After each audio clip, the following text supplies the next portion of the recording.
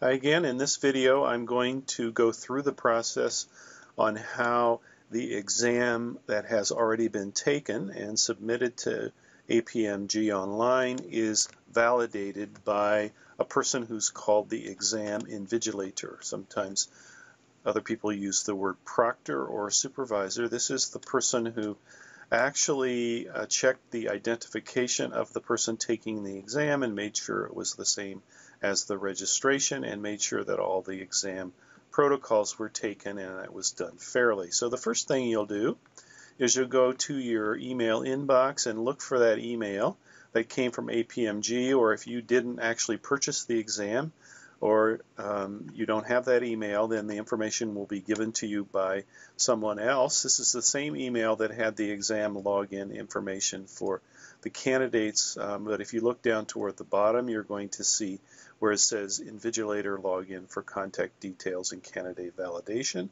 and you're going to see the three sets of numbers and letters that are at the bottom of the screen. That's what you're going to need. You'll open a browser. I'm going to use Internet Explorer, but you could use Firefox, Mozilla, Chrome, or any other browser. You're going to go to the website online.apmg-exams.com. That page should look familiar. You should have been there often. You're going to go to Quick Links, select your exam, scroll down to the PMD Pro Level 1. You're going to get this screen, scroll down here, and then you're going to select the last item, PMD Pro Level 1, Exam Invigilator Login. This is going to give you a screen that is going to ask for that information that's in the email. So let's go back to the email and see what is the account name. That's PB085R Steel. So I need to put that in, PB085R STEELE. Then I'm going to go and get the account number from the email. That would be 12911. Go back to the exam and put that in, 12911. Now the password is a little more difficult because it's complicated by having small case and uppercase letters as well as numbers. So we need to be very careful when we look at that to make sure that we're getting the right information. So let's go back here. We're going to have capital U, small p, capital P. All right. So we go capital U, small p, capital P. Then let's go back to the email. Let's see what else it is. We have small v, capital J, capital F. Okay, small v, capital J, capital F.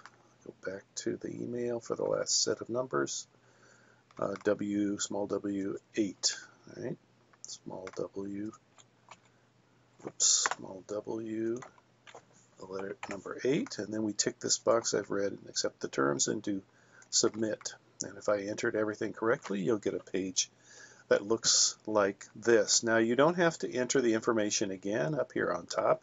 That automatically will be submitted again. What you need to do now is, before you validate the exam, is to fill out the missing information here. So you'll see it has my name already. So I'm just going to put in my title. I'm going to put in an address. I won't do that on the screen. If you have a postal code, you put that in, or you can just put 0 if you don't, and then list your telephone number and put the location where you are, and then do submit. Now at this point you're ready to invigilate the exam, so you'll go up here to the left, upper left, and do invigilator functions.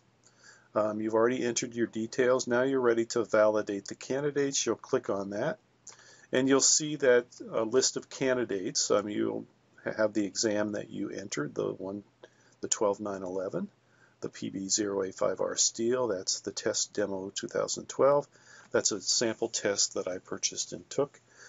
You'll see that I'm the only one that's taken that exam. If you had several people, you'd have a list, and you'd have to go through the process that I'm going to show you for each individual. All right, so this is going to give the information on that individual. The first thing you have to do is jump down here to candidate verification. You need to say, how did you verify that that was actually that Roger was actually the person who took that exam. I usually say identification check. Even if I haven't actually looked at any identification, I know that that's the individual, or if it's something else, you can do other.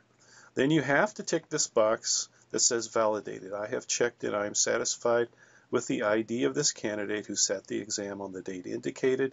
And then you put validated by, and you drop down this box, and usually I tick invigilator. And that's all. Then you do update, and if you look up here, you'll see that the information by my name has changed from not validated to validated. So then you need to go through each individual in that list if it's a multiple exam situation and validate them.